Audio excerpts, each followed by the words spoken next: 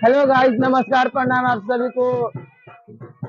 देखिए आज हमारे घर पे पूजा हो रहा है। जो हम लोग यहाँ पे पूजा करते हैं हर एक साल भादों में शनिवार के दिन करते हैं, जो शनिचरा पूजा के नाम से इसको सब लोग कहते हैं। और देखिए यहाँ पे पूजा अभी चालू हो गया है और देखिए आगे चलिए, और भी बहुत सारे प्रोग्राम होना बाकी है, हम आप सभी को दिखाते रहेंगे। जय हो जय हो जय हो शनि महाराज, जय हो जय हो जय हो शनि महाराज।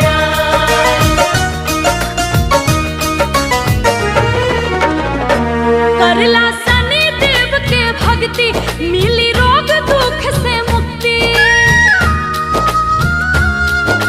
जय हो शनि महाराज। करला शनि देव के भक्ति, मिली रोग दुख से मुक्ति। शनि की कृपा से ही सुख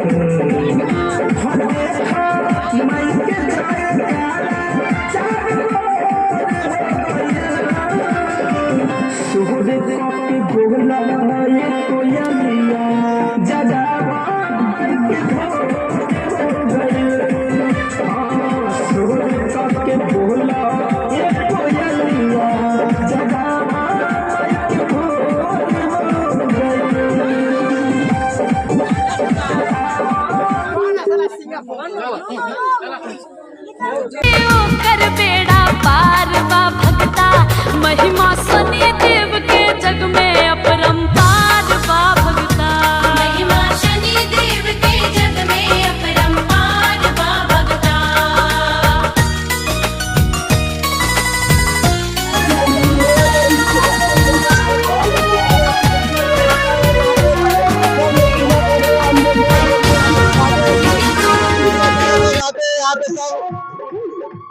देर से होता है। चलिए और मजा होने वाला चीज है, अभी थोड़ी देर में हम दिखाएंगे आप सभी। हर एक कार्य को बड़ी आसानी से संभव कर पाते हैं, किंतु शनि देव की ढैया जिस पर लग जाती है वो राजा भी कंगाल हो जाते हैं।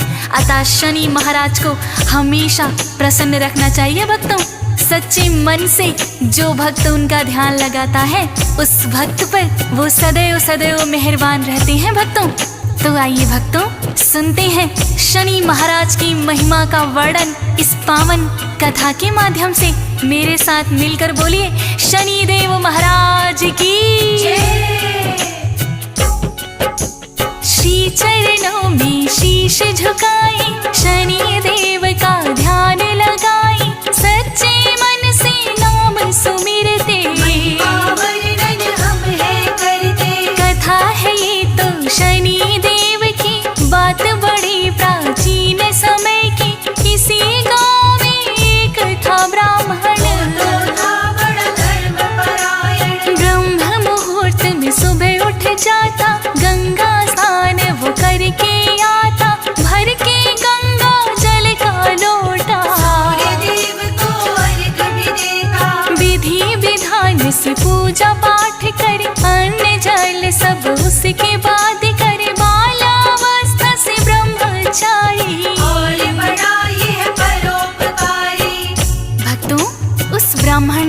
नियम था, सुबह ब्रह्म मुहूर्त में उठ जाता था, स्नान आदि करके सूर्य को अर्घ्य देता, घर आकर पूरे विधि विधान से पूजा पाठ करता भक्तों।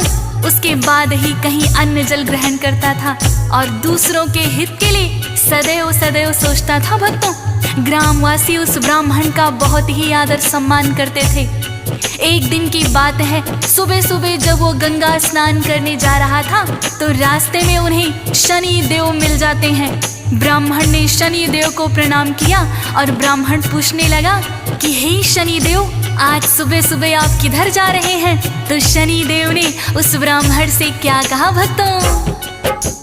ब्राह्मण ने उन्हें शीश झुकाया और पूछना इतना चाहा, शनि देव आज प्रातः मुझे बताओ चले कहाँ है? शनि देव ने ब्राह्मण से कहा, राजमहल है राजा का, जहाँ राजा के पास में मैं तो जाऊं, अपनी ढैया उसे लगाऊं। ब्राह्मण ने इतना है सोचा, यदि राजा को लग गए ढैया, प्रजा तो सारी ही दुखी होए, कैसे इनको टाला जाए? शनि देव से बोले ब्राह्मण, आपसे मेरा इतना निवेदन, राजन पर ना ढैया लगाना, बदले में कुछ देते जाना।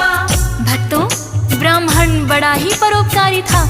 उसने सोचा यदि राजन पर शनि के ढैया लग जाती है तो सारी प्रजा दुखी हो जाएगी, क्यों ना शनि के ढैया को मैं अपने ऊपर ही ले लूं। उन्होंने शनि देव से प्रार्थना की कि हे शनि देव, आपसे मेरी इतनी विनती है कि आप हमारे राजन पर अपने ढैया ना लगाएं, बदले में आप मेरे ऊपर ही लगा दें। शनि देव कहने लगे, हे ब्राह्मण, तुम एक बार फिर सोच लो।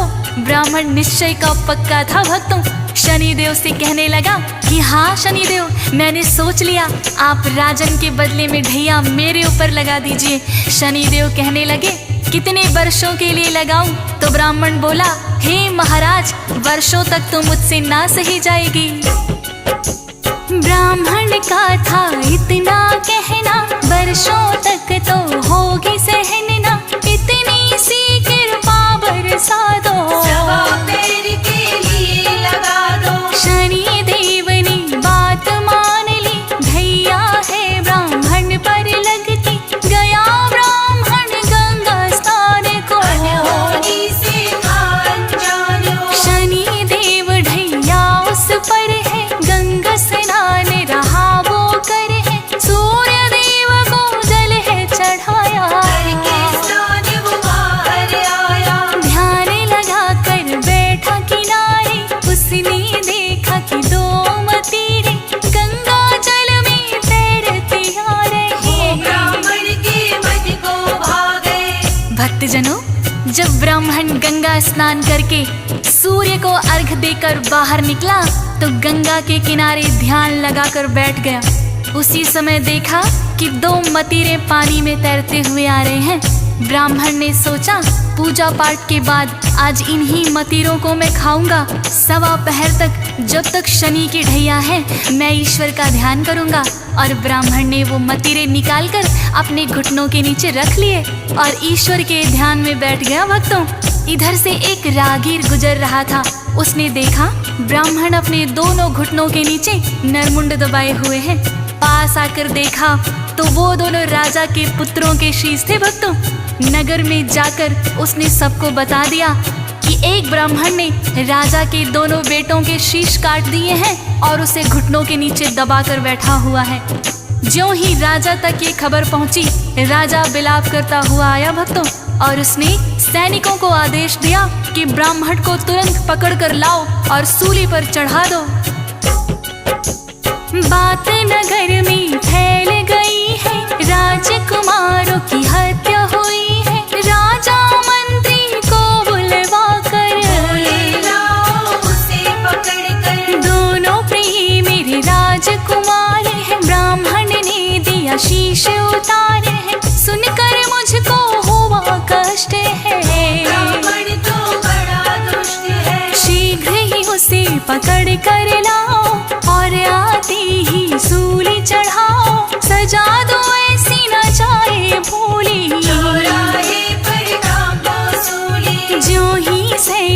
वहाँ पे आए, ब्राह्मण बैठा ध्यान लगाए, राजकुमारों के जो शीश थे ब्राह्मण के घुटनों के नीचे। भक्तजनों, जब सैनिक वहां पर आए तो देखा वास्तव में ही ब्राह्मण ने अपने घुटनों के नीचे राजकुमारों के शीश दबा रखे थे। ब्राह्मण को सैनिकों ने उठाया। ज्यों ही ब्राह्मण ने आंखें खोली, देखा कि वास्तव में मदिरों की जगह राजकुमारों के शीश हैं। भक्तों, अब ब्राह्मण को समझ में आ गया, शनि देव की ढैया ने अपना असर दिखा दिया। सैनिक उसे पकड़ कर ले गए। राजा ने कहा, इस ब्राह्मण ने मेरे निर्दोष राजकुमारों की हत्या की है, इसे तुरंत ही सूली चढ़ा दो।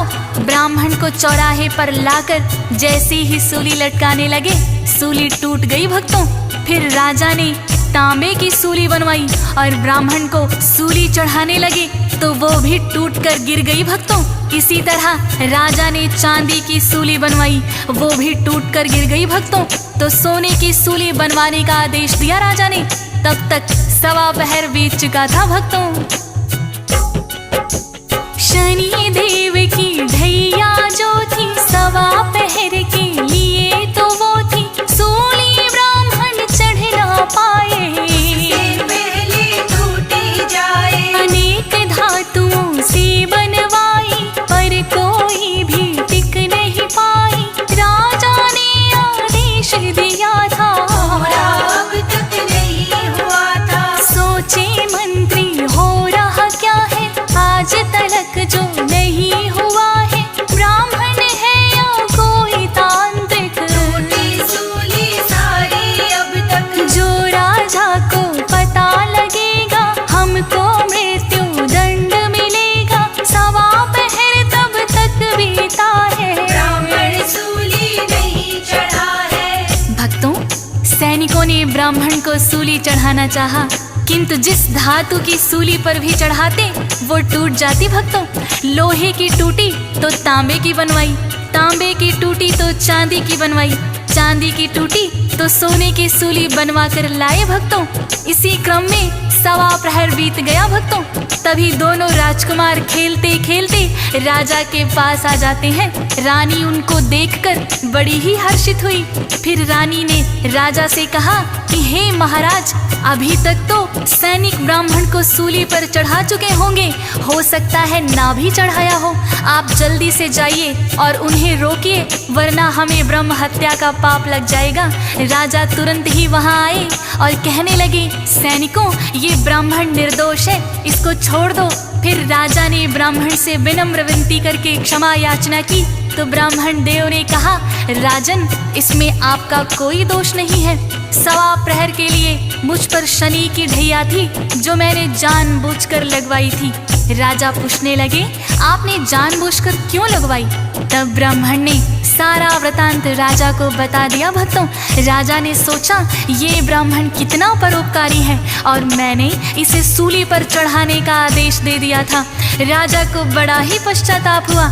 राजा फिर ब्राह्मण से क्षमा प्रार्थना करके पूछने लगा, हे ब्राह्मण देव, यदि शनि की ढैया लग जाए तो उसे किस प्रकार से उतारा जा सकता है? तब ब्राह्मण राजा से कहने लगा, जो शनि की ढैया लग जाए, सोना चांदी उसे चढ़ाए, तांबा या लोहा कर अर्पण, शनि देव होते हैं प्रसन्न। यदि ये संभव ना हो पाए, काले तिल और तेल चढ़ाए, काले उड़द हैं जो भी चढ़ाते, भैया उन पर नहीं लगाते। या फिर आस पास हो पीपल, नित्य नियम से उसको दीजिए, प्रार्थना शनि देव से करना, हम पर प्रसन्न आप सदा रहना। ब्राह्मण से राजन ने जाना, अपने मन ही मन है ठाना, मैं भी इनकी करूँ आराधना, ताकि दुख से